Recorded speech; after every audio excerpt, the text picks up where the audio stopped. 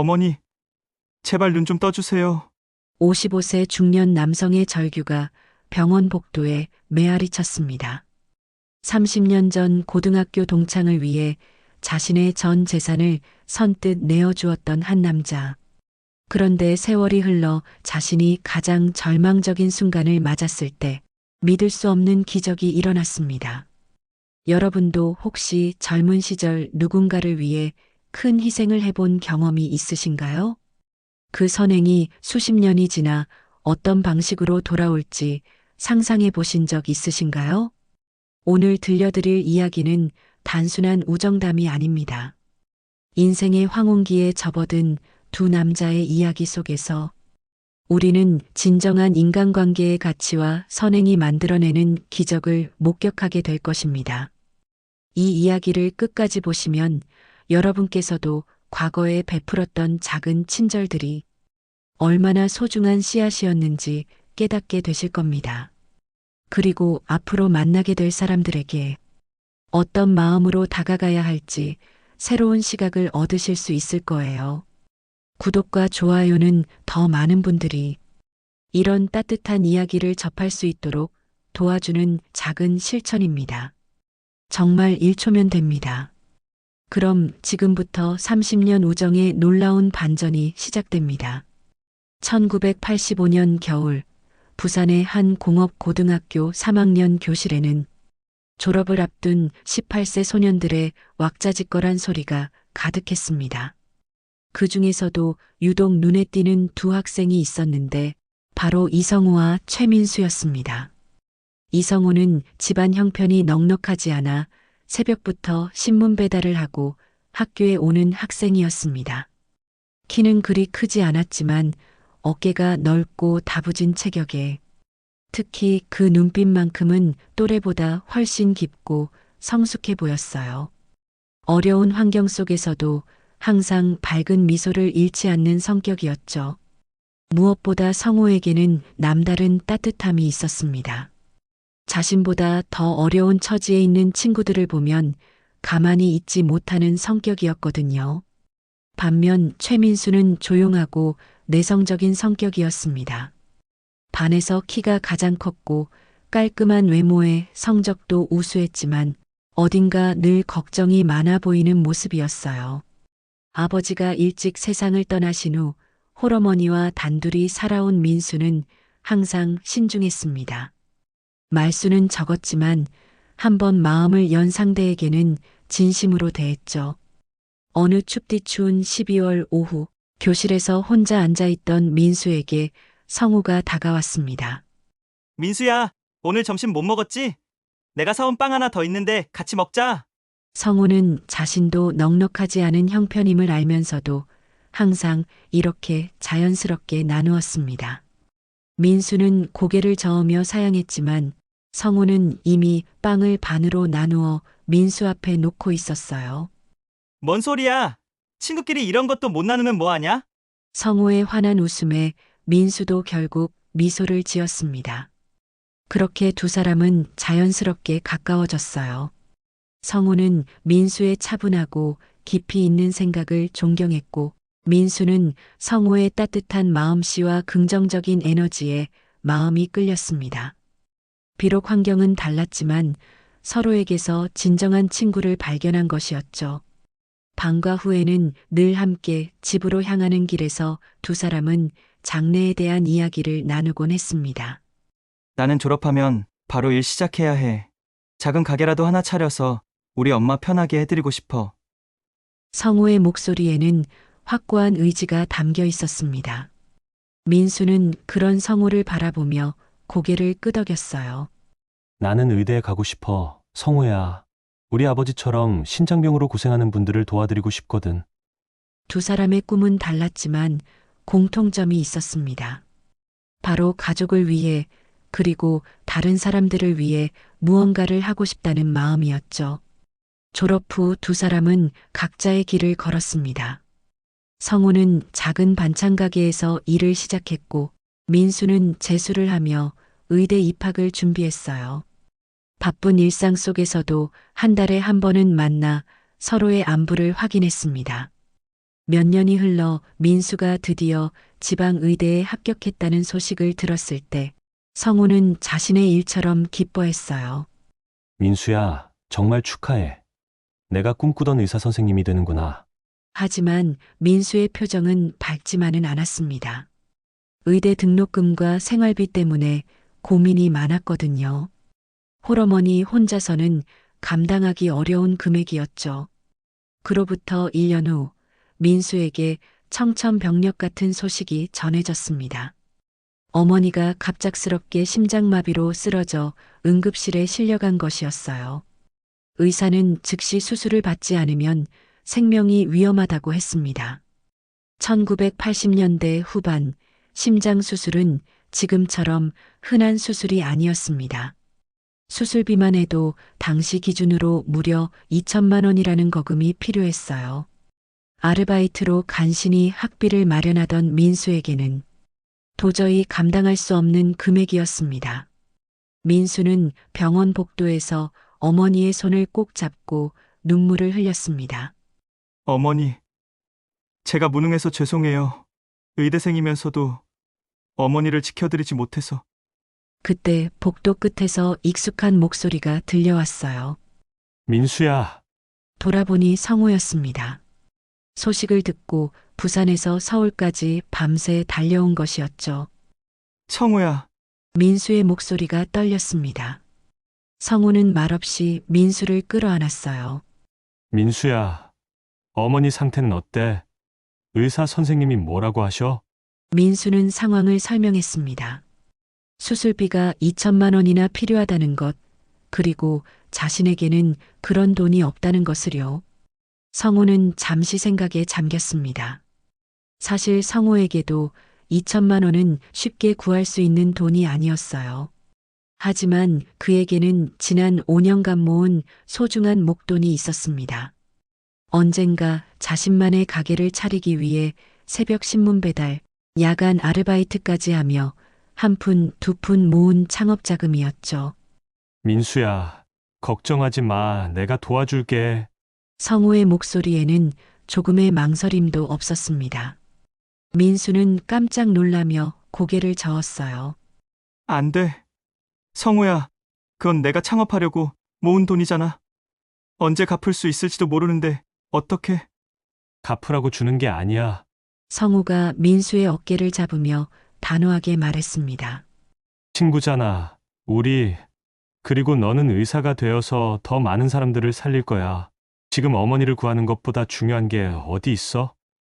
그날 저녁 성우는 은행에서 자신의 전 재산인 통장을 해약했습니다.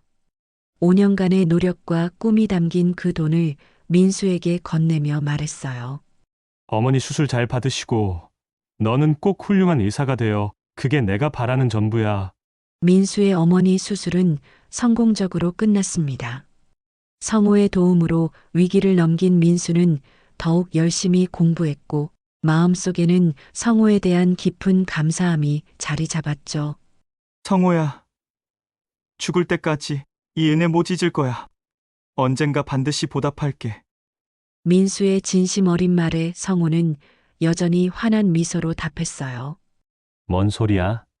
우리 사이에 그런 말이 어디 있어? 그냥 좋은 의사 되어서 많은 사람 살리면 되는 거야. 그 후 몇 년간 두 사람은 꾸준히 연락하며 우정을 이어갔습니다. 민수는 의대를 졸업하고 인턴, 레지던트 과정을 거쳐 내과 전문의가 되었고 성우는 다시 돈을 모아 작은 반찬 가게 정성 반찬을 차렸어요. 처음 몇 년간은 정기적으로 만나며 서로의 근황을 나누었습니다. 민수가 전공의 시절 밤낮 구분 없는 근무로 지쳐 있을 때면 성우가 직접 만든 반찬을 가져다 주곤 했고 성우가 장사가 안 되어 고민할 때면 민수가 조용히 옆에서 격려해 주었죠. 하지만 시간이 흐르면서 두 사람의 삶은 점점 바빠졌습니다. 민수는 서울대학병원 내과에서 인정받는 의사가 되어 하루 종일 환자들을 돌보느라 정신이 없었고 성우는 반찬 가게가 번창하면서 새벽부터 밤늦게까지 일에 매달려야 했어요.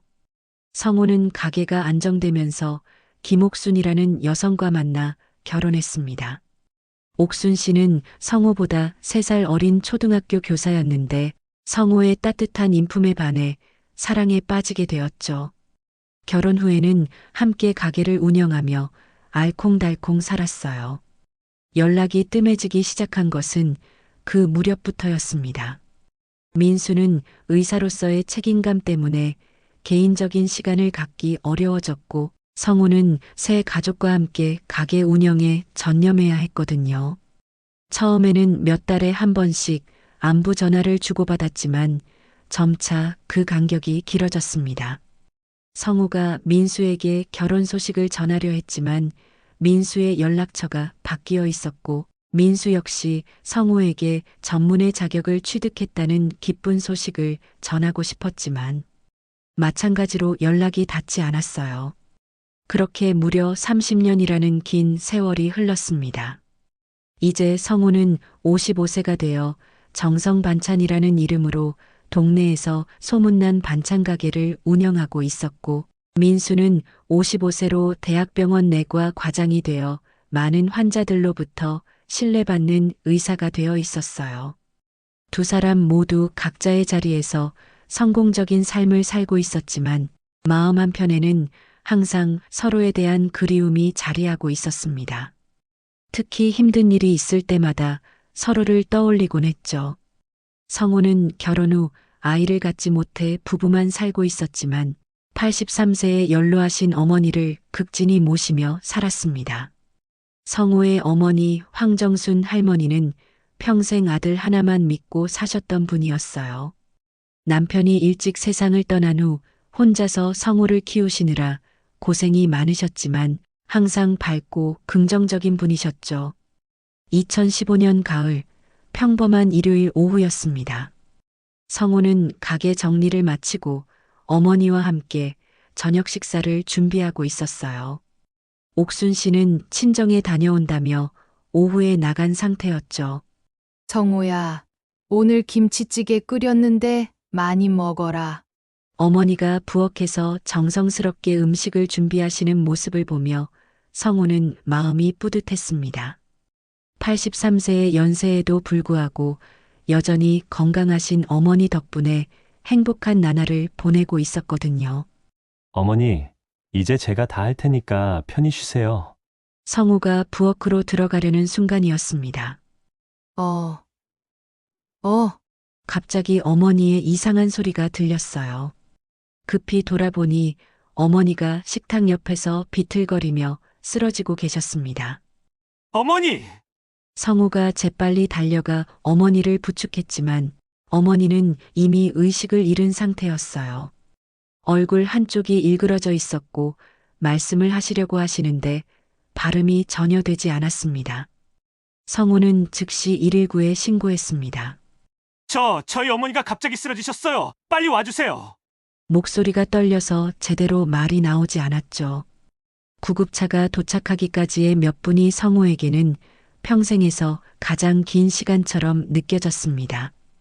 어머니를 꼭 안고 있으면서 계속 말을 걸었어요. 어머니, 정신 차리세요. 괜찮아질 거예요. 하지만 어머니의 상태는 점점 나빠지고 있었습니다. 호흡이 점점 약해지고 의식도 더욱 희미해지고 있었어요. 구급차로 병원에 도착한 후 응급실 의사는 심각한 표정으로 설명했습니다. 뇌졸중으로 보입니다. 상당히 넓은 범위에 출혈이 있어서 즉시 수술하지 않으면 위험합니다.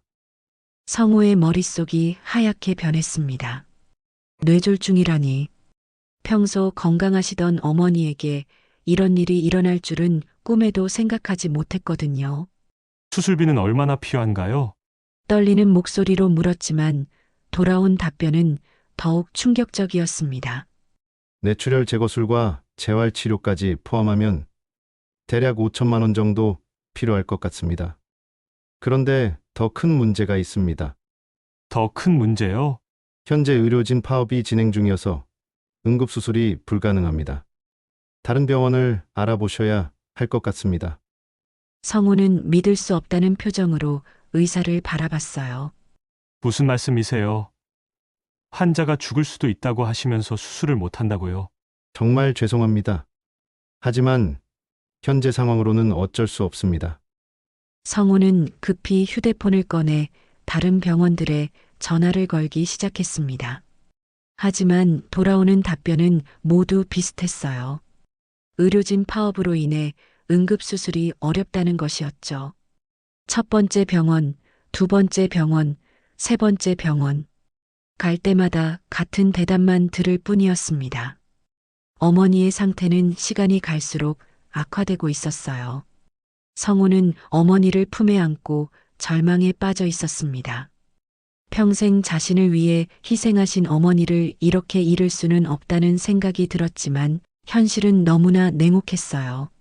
네 번째 병원에 도착했을 때 성우의 마음은 이미 바닥까지 떨어져 있었습니다. 어머니를 안고 응급실로 뛰어들어가며 마지막 희망을 걸었지만 여기서도 마찬가지였어요. 죄송합니다. 저희 병원도 현재 파업 상황이라 응급수술은 불가능합니다. 성우는 그 자리에서 주저앉았습니다. 차가운 병원 바닥에 무릎을 꿇고 어머니를 바라보는 그의 모습은 처참했어요. 어머니, 아들이 무능해서 죄송해요. 제가 어머니를 지켜드리지 못해서. 성우의 눈에서 눈물이 흘러내렸습니다. 83년간 자신을 키우고 사랑해주신 어머니를 이렇게 보낼 수는 없었어요. 성우는 병원 로비 한가운데서 목 놓아 울기 시작했습니다. 제발, 제발 우리 어머니만 살려주세요. 성우의 절규가 병원 로비에 울려 퍼졌습니다. 지나가던 사람들이 하나둘 그를 바라보기 시작했지만 대부분은 동정의 시선만 보낼 뿐 발걸음을 멈추지는 않았죠. 하느님, 제발요, 제가 뭘 잘못했나요? 왜 이런 일이? 성우는 하늘을 올려다보며 간절히 기도했습니다. 종교가 있는 것은 아니었지만 이런 절망적인 순간에는 누구든 의지하고 싶었어요. 어머니는 성우의 품에서 의식을 잃은 채 축 늘어져 있었습니다. 평소 성우야 괜찮다며 항상 밝게 웃어주시던 어머니의 모습과는 너무나 대조적이었거든요. 그때 병원 복도 저편에서 누군가의 발걸음 소리가 들려왔습니다. 발걸음의 주인은 흰 가운을 입은 한 중년 남성이었습니다. 그는 당직 근무를 마치고 집으로 돌아가던 중이었는데 병원 로비에서 들려오는 절규 소리에 발걸음을 멈췄어요. 의사로서 그냥 지나칠 수 없었거든요. 처음에는 단순히 의료진으로서 도움을 주려고 다가갔습니다. 하지만 울고 있는 남성의 옆모습을 본 순간 그의 심장이 크게 뛰기 시작했어요. 설마 하는 마음으로 더 가까이 다가가자 확신이 들었습니다. 30년이라는 긴 세월이 흘렀지만 그 모습만큼은 변하지 않았거든요. 이성우 맞지? 그 목소리에 성우가 천천히 고개를 들었습니다. 눈물로 범벅이 된 얼굴이었지만 목소리의 주인을 단번에 알아볼 수 있었어요. 30년이라는 세월이 흘렀지만 그 목소리는 여전히 똑같았거든요. 민수야, 성우의 목소리가 떨렸습니다. 꿈인지 현실인지 구분이 안 될 정도로 믿기지 않는 상황이었어요. 가장 절망적인 순간에 가장 그리웠던 친구가 나타난 것이었죠. 최민수는 즉시 상황을 파악했습니다. 성우의 품에 안긴 할머니의 상태를 보자마자 내과 전문의로서의 판단이 섰어요. 뇌졸중 증상이 명확했고 시간이 지체될수록 위험한 상황이라는 것을 한눈에 알 수 있었거든요. 지금 당장 수술실로 가야 해. 내가 할게. 민수의 목소리에는 30년 전과 똑같은 확신이 담겨 있었습니다. 성우는 믿을 수 없다는 표정으로 민수를 바라봤어요. 하지만 파업 때문에 수술이 안 된다고. 내가 한다고 했잖아. 민수가 단호하게 말했습니다. 그는 즉시 휴대폰을 꺼내 병원 관계자들에게 연락을 취했어요. 지금 바로 수술실 하나 준비해 주세요. 응급수술 들어갑니다.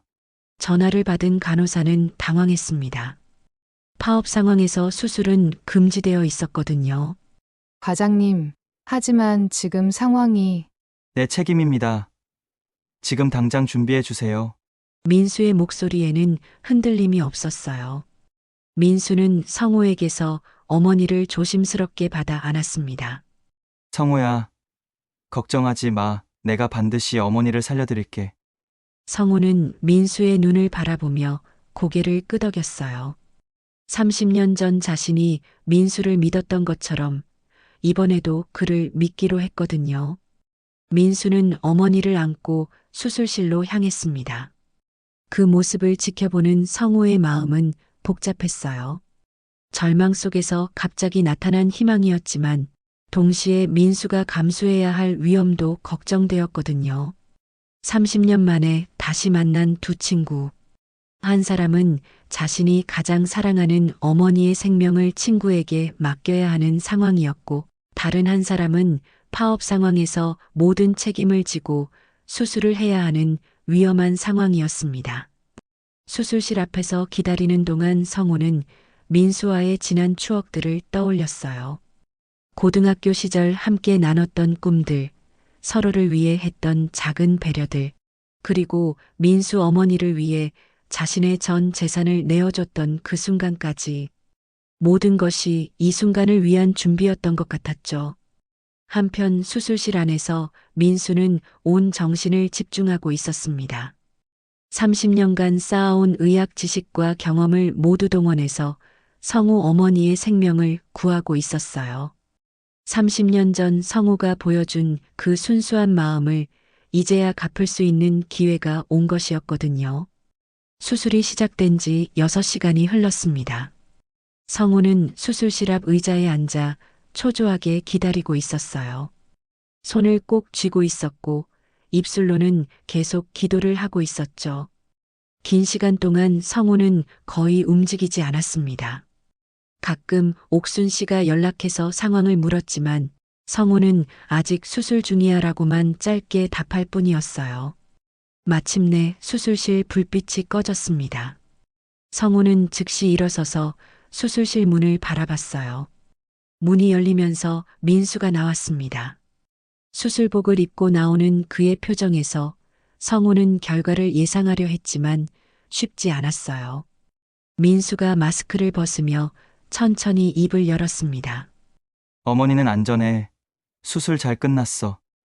그 순간 성우의 다리에서 힘이 빠졌습니다. 그 자리에 주저앉으며 얼굴을 두 손으로 감쌌어요. 안도의 눈물이 쏟아져 나왔죠. 정말 괜찮은 거야? 성우가 떨리는 목소리로 물었어요.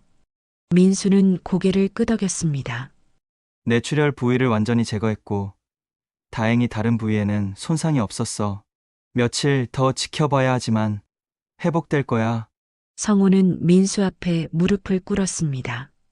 민수야, 고맙다. 정말 고마워. 그의 목소리는 울음으로 떨리고 있었어요. 민수는 서둘러 성우를 일으켜 세웠습니다. 뭐 하는 거야? 일어서. 민수의 목소리도 평소와 달랐어요. 감정이 섞여 있었거든요.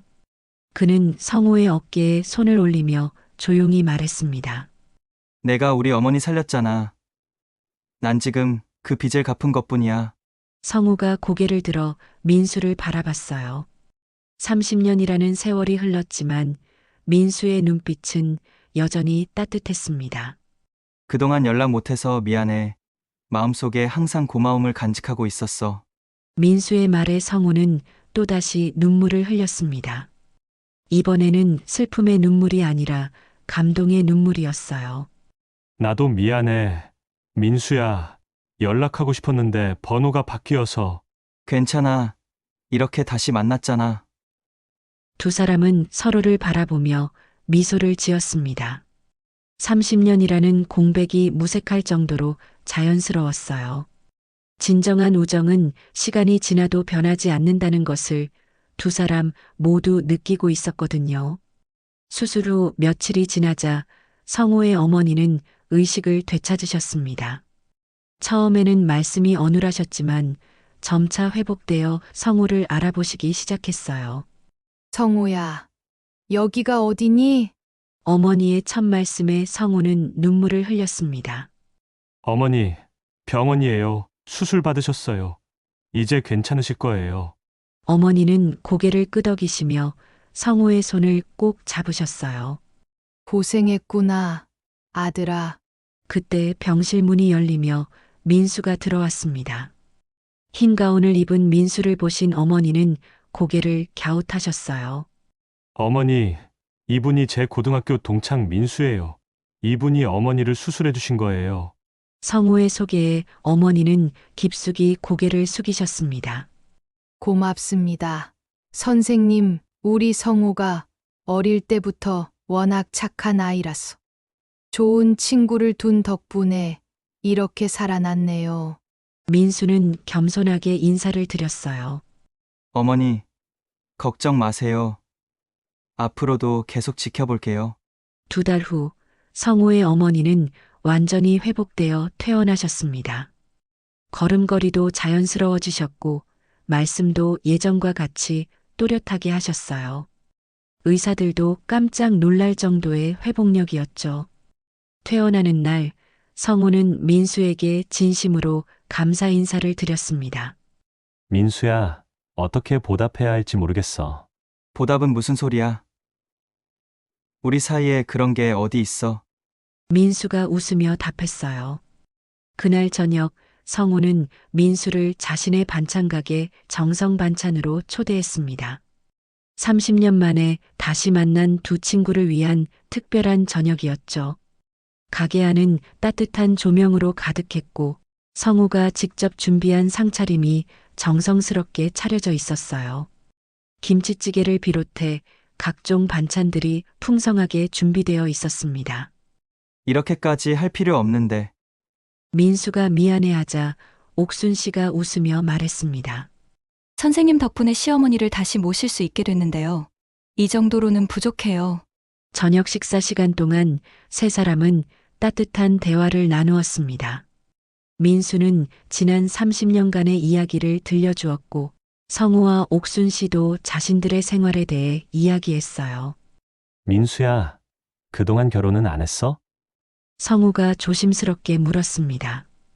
민수는 잠시 침묵하다가 답했어요. 한 번 결혼했다가 이혼했어. 의사 생활이 바쁘다 보니 가정을 제대로 돌보지 못했지. 성우는 미안한 표정을 지었어요. 힘들었구나.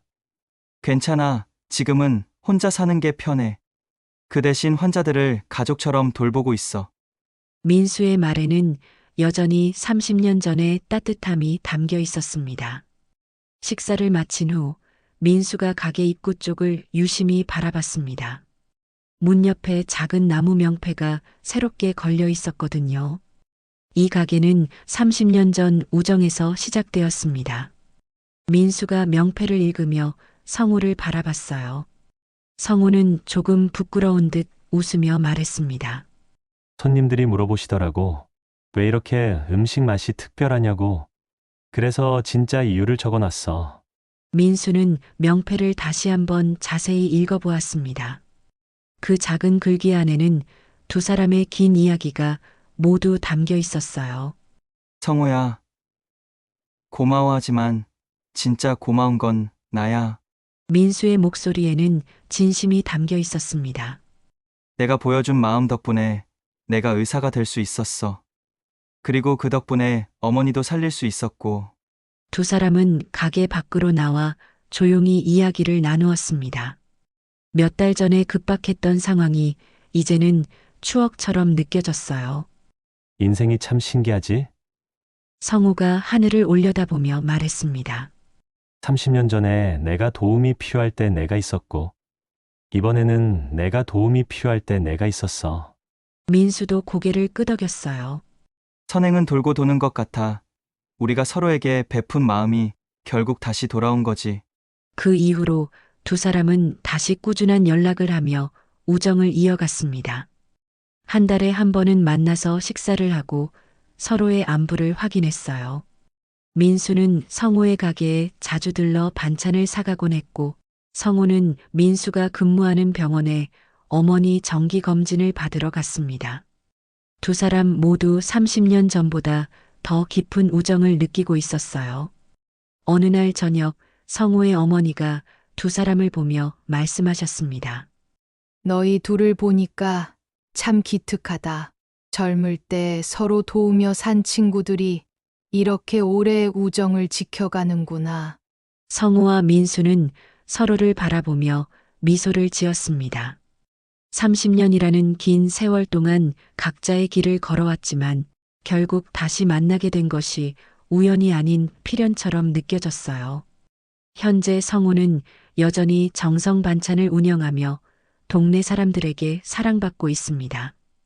어머니는 건강을 되찾으시고 가게 일을 도우시며 활기찬 노년을 보내고 계세요. 민수는 대학병원에서 많은 환자들을 치료하며 보람찬 의사 생활을 계속하고 있습니다. 특히 경제적으로 어려운 환자들을 위해 무료 진료를 하는 등 사회 봉사에도 적극적으로 참여하고 있어요. 두 사람의 이야기는 단순한 우정담을 넘어 선행이 어떻게 순환되는지를 보여주는 감동적인 실화입니다. 30년 전 한 청년이 친구를 위해 자신의 전 재산을 선뜻 내어준 그 마음이 세월이 흘러 자신에게 가장 소중한 어머니의 생명을 구하는 기적으로 돌아온 것이죠. 이 이야기를 통해 우리는 진정한 우정의 의미를 다시 한번 생각해 볼 수 있습니다. 서로를 위해 희생할 수 있는 마음, 어려운 상황에서도 포기하지 않는 믿음, 그리고 시간이 흘러도 변하지 않는 진심이 바로 진정한 우정의 모습이 아닐까요? 또한 이 이야기는 우리가 일상에서 베푸는 작은 친절들이 얼마나 소중한지를 깨닫게 해줍니다. 언제, 어떤 방식으로 우리에게 돌아올지 모르지만 선한 마음으로 베푼 도움은 반드시 좋은 결실을 맺게 되는 것 같아요. 성우와 민수의 이야기는 현재 진행형입니다. 두 사람은 여전히 서로를 아끼며 우정을 이어가고 있고 각자의 자리에서 더 많은 사람들에게 도움을 주며 살아가고 있거든요. 혹시 여러분께서도 오래 연락하지 못한 소중한 친구가 있으시다면 오늘 한번 안부 인사를 해보시는 것은 어떨까요? 그리고 일상에서 누군가에게 작은 도움이라도 베풀 기회가 있다면 주저하지 마시기 바랍니다. 그런 마음들이 모여서 우리 사회를 더욱 따뜻하고 아름다운 곳으로 만들어 갈 수 있을 테니까요. 성우와 민수처럼 말이에요. 오늘 이야기 어떠셨나요? 구독과 좋아요는 더 많은 분들이 이런 따뜻한 이야기를 접할 수 있도록 도와주는 힘이 됩니다. 댓글로 여러분의 소중한 우정 이야기도 들려주세요. 다음에 또 감동적인 이야기로 찾아뵙겠습니다.